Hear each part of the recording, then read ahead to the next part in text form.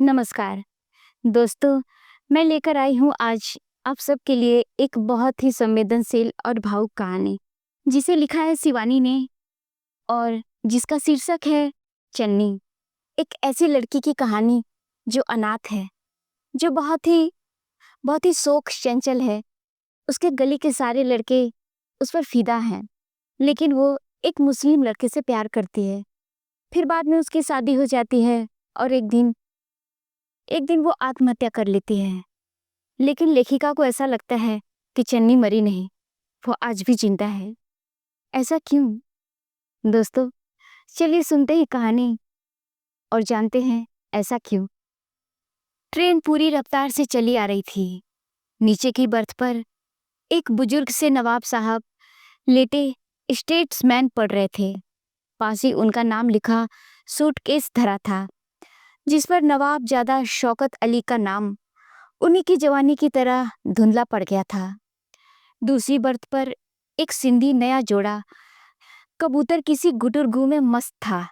बार बार लड़की सी दिखती नई दुल्हन अपने जवान पति को ऊपर की बर्थ पर जाने के लिए ठेल रही थी और वह दुगने जोश से उससे छेड़खानियां किए जा रहा था। ऊपर की बर्थ पर लेटी मैं मन ही मन सोच रही थी कि ये नए नए ताजे जोड़े अपने आसपास की भीड़ से कितने बेखबर रहते हैं। मेरे लिए यह कोई नई चीज नहीं थी। नैनीताल की ठंडी सड़क पर दिन दहाड़े ऐसे बीसियों जोड़े एक दूसरे से लिपटे लिपटाए घूमते रहते थे। पर मैं देख रही थी कि बुजुर्ग नवाब ज्यादा शौकत अली को उस जोड़े ने बेहद परेशान कर दिया था। बेचारे बार बार खांसते खखारते अपनी उपस्थिति का आभास दे रहे थे। जब लखीमपुर में वह रसीला जोड़ा उतर गया तो उन्होंने चैन की सांस ली और करवट बदलकर सो गए।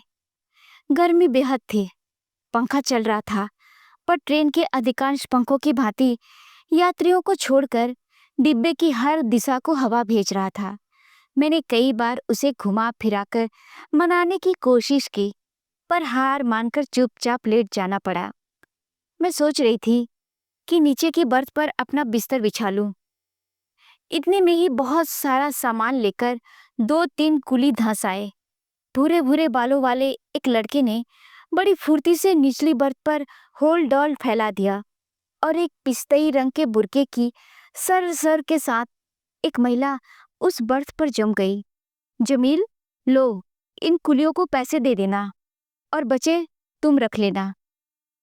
एक 5 का नोट उन्होंने उस भूरे वाले लड़के को थमाया ही था कि गाड़ी चल पड़ी और वह चट से उतर गया। नवाब ज्यादा हल्के हल्के खर्राटे ले रहे थे। डिब्बे की बत्तियां पहले से ही बुझी थी। उस महिला ने अपना रेशमी बुर्का उतारकर खूंटी पर टांग दिया। महिला मेरी नीचे वाली बर्थ पर थी, इसी से चेहरा न दिखा, लेकिन गाड़ी स्टेशन छोड़ रही थी। स्टेशन की बत्तियों के अस्पष्ट से धुंधलके में भी बुर्का टांगने वाले की लंबी लंबी अंगुलियां मुझे स्पष्ट दिख गई। कुछ बुर्के की रेशमी खसखस और कुछ अंगुली में पड़ी हीरे की अंगूठी की दमक ने मेरा ध्यान आकर्षित किया। कैसी लंबी लंबी सुडौल उंगलियां थीं और दूसरे ही क्षण मुझे एक अजब घुटन ने व्याकुल कर दिया। ऐसी ही लंबी और सिरे से टेपरिंग अंगुलियां मैंने कहाँ देखी है? ठीक ठीक याद नहीं कर सकने की विचित्र झुंझलाहट ने मुझे ऐसा व्याकुल कर दिया कि याद न आने पर शायद नीचे कूदकर उस अपरिचित महिला की अंगुलियां फिर से देख डालती। पर तभी अचानक याद आया कि अंगुलियां जिन हाथों में मैंने देखी थी वे जल भूनकर कब के राख हो चुके थे। उनके फिर दिख जाने का कोई प्रश्न ही नहीं उठता था। आज से 10 वर्ष पहले मेरे पति ही तो उन अंगुलियों का अस्तित्व गंगा में बहा आए थे। हाँ हाँ, चन्नी की अंगुलियां ऐसी ही थी। मैं उससे कहती, चन्नी, तेरी अंगुलियां तो चंपे की कलियां हैं, चल हट। वह कहती, ताई तो कहती है ऐसी लंबी लंबी अंगुलियां चुड़ैल की होती है। ताई की नजर में तो वो हमेशा चुड़ैल ही रही। चन्नी, मेरे मछली मामा की इकलौती लड़की थी।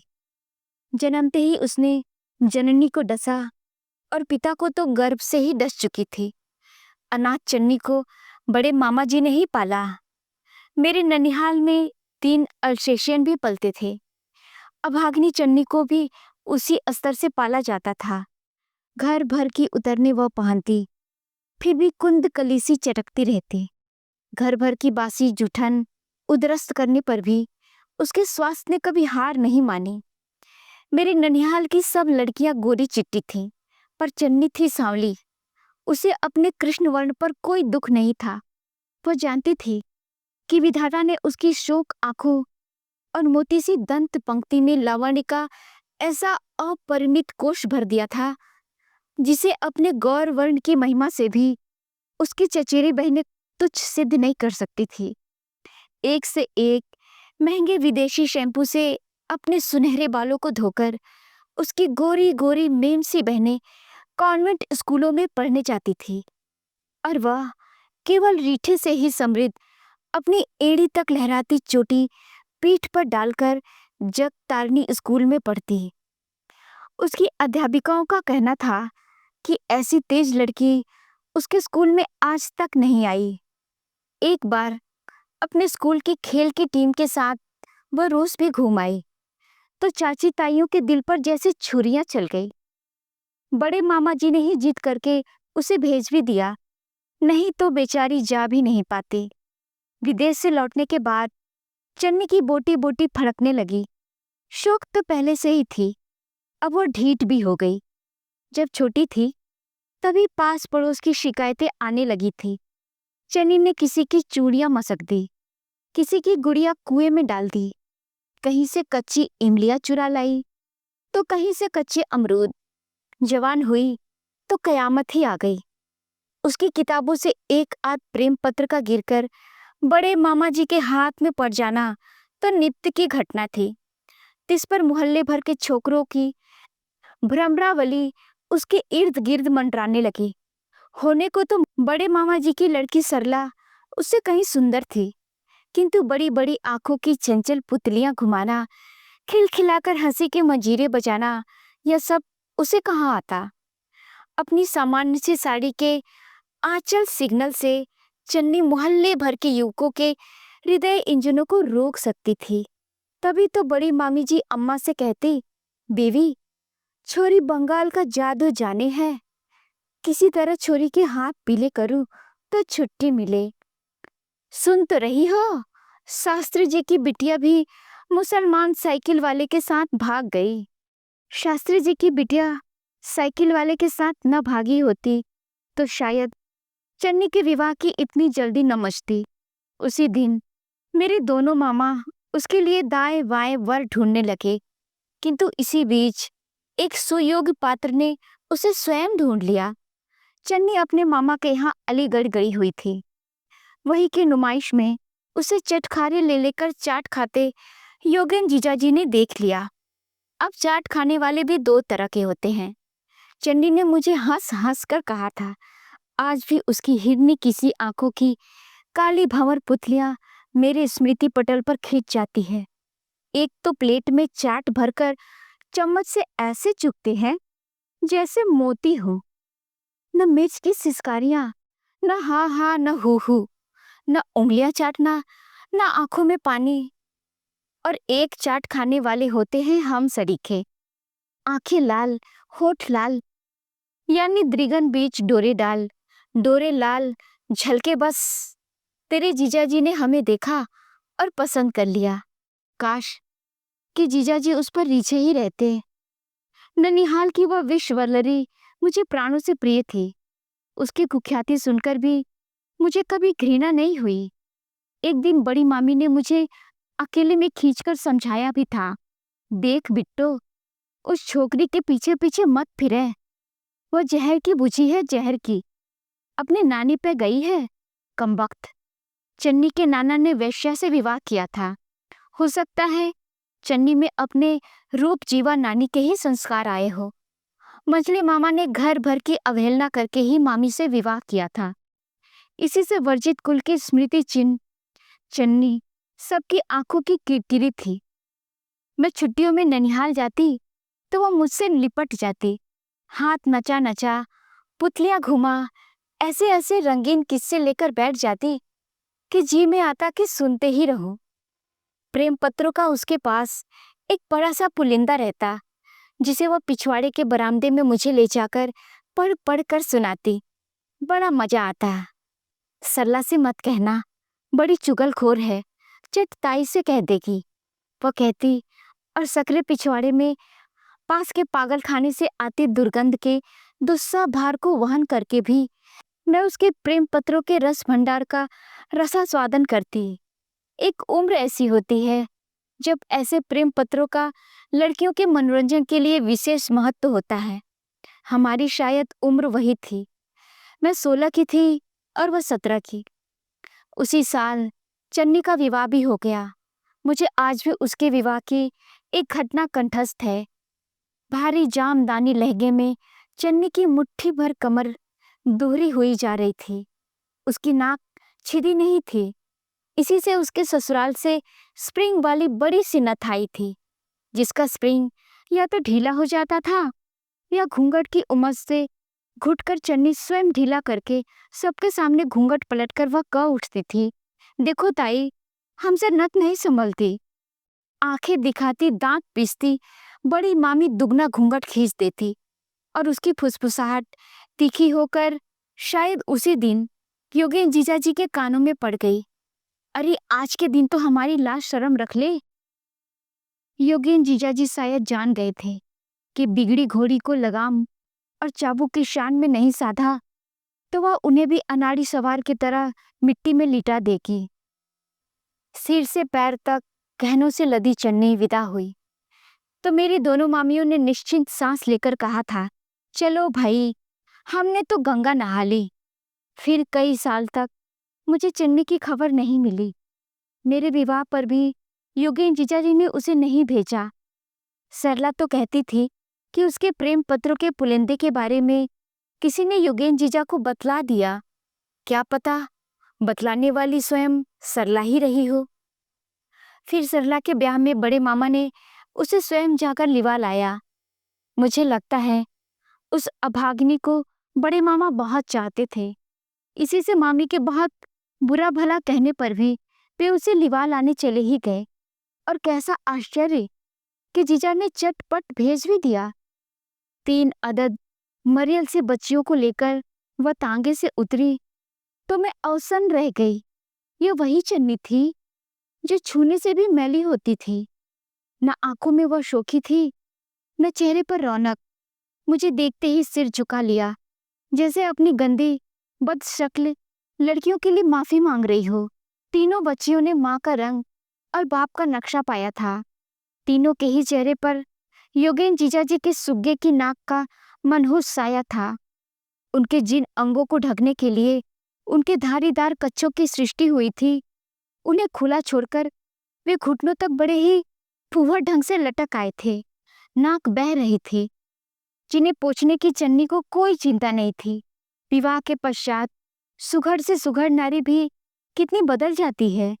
यह वही चन्नी थी जिसकी प्रेम पत्रों के प्रतिभाशाली लेखक उसके मनोहर व्यक्तित्व की बलैया लेते, उसका आदेश पाते ही किसी भी मेल ट्रेन के धड़धड़ाते पहियों के नीचे लेट जाने को तत्पर रहते थे।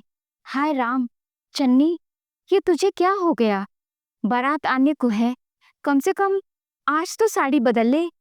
मैंने उसे खींच खाच कर अपनी एक साड़ी पहना दी, बालों को संवार कर जूड़ा बनाया, बिंदी लगाने लगी तो वह दोनों हाथों से मुंह ढककर सिसक पड़ी।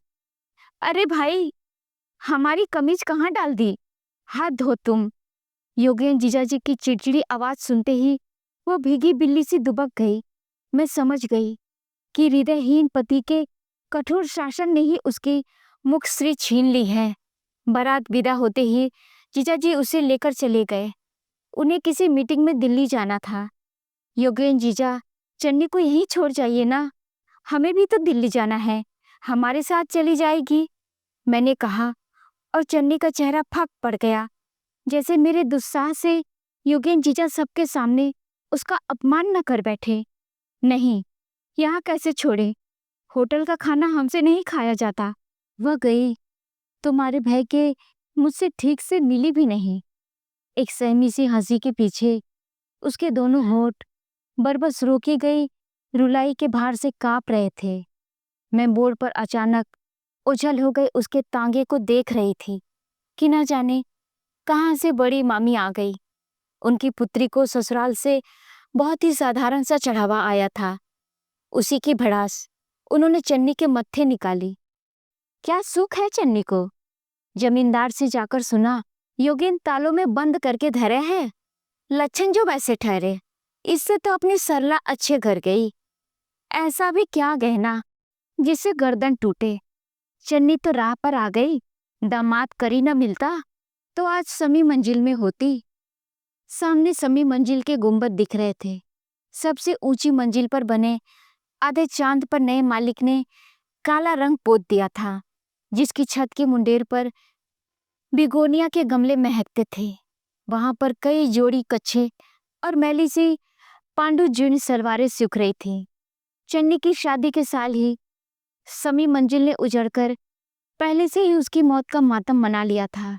आबिद चचा पाकिस्तान भाग गए और अब उनकी शमी मंजिल किसी सरदार को क्लेम में मिल गई थी।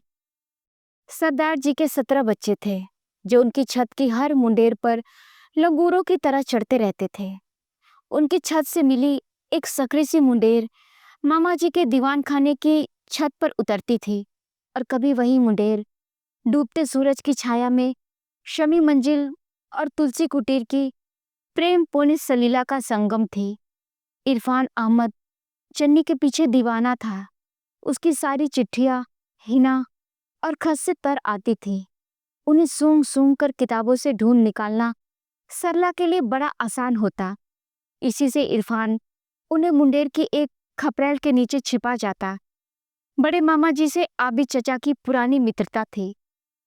इसी से मुस्लिम परिवार से मिलने जुलने पर हम पर भी कोई रोक टोक नहीं थी। इरफान भाई अलीगढ़ यूनिवर्सिटी से घर आते तो बड़ी मामी चौकन्नी होकर चन्नी के पैरों में बेड़ियां डाल देती। पर चन्नी उन कैदियों में से थी जो बेड़ियों को काटने का साधन जेल खाने की ऊंची दीवारों में भी जुटा ही लेते हैं। बात शायद बहुत बढ़ जाती, पर बीच में ही हिंदुस्तान पाकिस्तान ने एक दूसरे की ओर बड़ी बेरुखी से पीठ फेर ली। जब मेरे पति की बदली दिल्ली हो गई तो मैं खुशी से उछल पड़ी। चन्नी वहीं थी। अब मैं उसकी उदासी को दूर कर लूंगी और वह फिर से पहाड़ी मैना सी चहकने लगेगी। किंतु चहकती कैसे? मैना के गले में सुना एक कांटा उगाता है और वह चहकना बंद कर एक दिन गर्दन डाल देती है। चन्नी के गले में भी ऐसा ही कांटा उगाया था। मेरे और उसके मकान के बीच कुल 3 मकानों का फासला था और काम निपटते ही मैं उसके पास पहुंच जाती। पर धीरे धीरे मुझे लगने लगा कि जो चन्नी मुझे देखकर कली सी खिल उठती थी, अब मुरझाकर बिखर जाती है। योगेन जीजा के ऑफिस से लौटने से पहले ही मुझे किसी प्रकार विदा देने को वह छटपटाने लगती। मेरे यहाँ आती भी तो सहमी सहमी निगाहों से इधर उधर देखती, बार बार चौंक पड़ती और कभी अपनी बड़ी बड़ी आंखें मेरे चेहरे पर गड़ाए मुझे घूरती रहती। मैं पूछती भी तो किससे? घर के भेदी प्रायः नौकर या बच्चे ही होते हैं। नौकर जीजाजी रखते ही नहीं थे और चन्नी की तीनों बच्चियां वज्र मूर्खा थीं। इसी बीच मैं बाबूजी की बीमारी का तार पाकर मायके चली गई। वहीं एक दिन मुझे अपने पति की चिट्ठी मिली कि चन्नी किसी के साथ भाग गई। मैं स्तब्ध थी, मन ही मन। मैं जानती थी कि चन्नी कभी भाग नहीं सकती। भागने की भी तो आखिर एक उम्र होती है। 34 वर्ष की पढ़ी लिखी 3 बच्चियों की माँ चन्नी भला किसके साथ भाग सकती थी? किसके साथ भागी वह पता नहीं। मेरे पति ने लिखा था, लेकिन योगेन का कहना है कि वह किसी प्रेमी के साथ ही भागी है। चन्नी क्या ऐसी ना समझ थी? योगेन जीजा के निर्मम व्यवहार और सक्की स्वभाव से ही उबकर वह किसी ताल बावड़ी में कूद गई होगी। बेचारी ने पति का विश्वास पाने के लिए कितनी चेष्टा की, मैं नित्य बड़ी आशा से अखबार देखती, शायद किसी युवती की लाश मिलने का समाचार हो। इसी बीच मेरे पति का एक पत्र आया कि चन्नी के किसी सरदार के यहाँ छिपने का समाचार मिला था। वहाँ पुलिस की सहायता से योगेन जीजाजी ने छापा मारा तो सरदार फरार हो चुका था और दरवाजा तोड़ने तक चन्नी ने अपने शरीर पर मिट्टी का तेल छिड़ककर आग लगा ली। पड़ोसियों ने बतलाया कि वह सरदार कुछ ही दिनों पहले 10 साल की सजा भुगत कर लौटा था और एक दिन वह सुंदर सांवली बंगाली सी लड़की उसके साथ यहाँ आकर रहने लगी थी। दिन भर वह कमरे में बंद रहती और रात को सरदार के साथ घूमने निकलती। दरवाजा तोड़ने तक वह खत्म हो चुकी थी। बाद में योगेन जीजा और मेरे पति ही उसकी मिट्टी ठिकाने लगा आए थे। आज ट्रेन में किसी अपरिचिता की लंबी अंगुलियां देखकर अभागिनी चन्नी की स्मृति फिर ताजा हो उठी। एक बार बर्थ से झांक कर देखने की चेष्टा की तो देखा वह अपरिचिता मुस्लिम महिला करवट बदले सो रही थी। नवाब साहब के खर्राटों और ट्रेन के झकोरों के बीच मुझे भी नींद ने दबोच लिया। काफी देर बाद किसी स्टेशन पर गाड़ी रुकी, फिर चली और फिर न जाने कितने स्टेशनों पर रुकती चलती बढ़ती चली गई। मैं गहरी नींद में पड़ी ही रही। जब उठी तो हल्का गुलाबी उजाला होने लगा था। नीचे झांक कर देखा तो बर्थ खाली थी। लंबी उंगलियों वाली मुस्लिम महिला न जाने किस स्टेशन पर उतर चुकी थी। हाथ में गड़वा लिए नवाब साहब बाथरूम में घुस गए तो मैं भी बिस्तर से नीचे उतरकर नीचे की बर्थ पर आ गई। एक छोटा सा रुमाल शायद वह महिला भूल गई थी। बड़ा प्यारा सा लेस लगा कैम्ब्रिक का रुमाल था जिसे देखकर फ्लोबेयर की किसी फ्रेंच नायिका का स्मरण हो आया और न जाने क्या सोचकर मैंने उसे उठा लिया। स्पर्श और भी प्यारा लगा। नाक से लगाया तो मुझे सांप सूंघ गया। कैसी परिचित मीठी खुशबू थी, वही जानी पहचानी मीठी खुशबू जो इरफान अहमद के हिना से तर खतों से आया करती थी। लखनऊ आने तक वह रुमाल मेरी ही मुट्ठी में धरा रहा। वह रुमाल नहीं, जैसे शादी के पसीने से तर चन्नी का हाथ मेरे हाथ में बंद था। घर पहुंचते ही मैंने अपने पति से पूछा, क्यों, उस दिन आप भी जीजाजी के साथ मरघट तक गए थे ना? मेरे पति मुझे ऐसे देखने लगे जैसे मेरा दिमाग फिर गया हो। चन्नी को मरे 10 साल हो चुके थे। हद करती हो तुम भी। आज अचानक क्या याद आया तुम्हें? नहीं, ऐसे ही पूछा। मैंने कुछ खिसियाकर कहा, आप कहते थे ना उसने अपने को जला डाला था, फिर मरघट तक क्यों ले गए होंगे?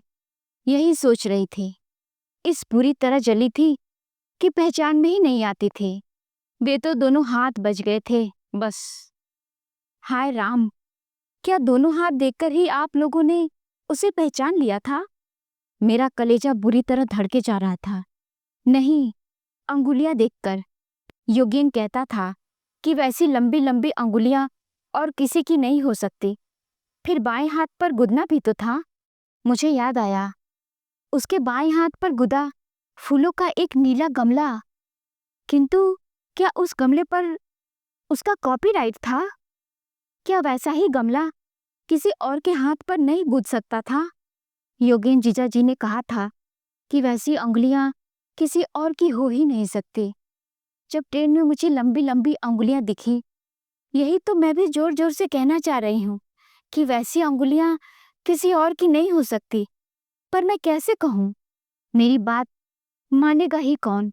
मेरे पास सबूत है, परिचित खुशबू से तर छोटे से कैम्ब्रिक के रुमाल का। संसार ऐसी भावुक कमजोर दलील पर विश्वास नहीं करता, फिर उस खुशबू को ही भला कब तक सहज पाऊंगी? हिना और खस की खुशबू अब चन्नी के रहस्यमय अस्तित्व की भांति धीरे धीरे उड़ती जा रही है। जिस दिन वह बिल्कुल उड़ जाएगी, उस दिन शायद मैं भी मान लूंगी कि चन्नी सचमुच मर गई। दोस्तों, लगी ना कहानी अच्छी? कमेंट में बताइएगा कि कहानी आपको कैसी लगी। मिलते हैं एक और नई कहानी के साथ। तब तक के लिए सुनते रहिए बोलती किताबें।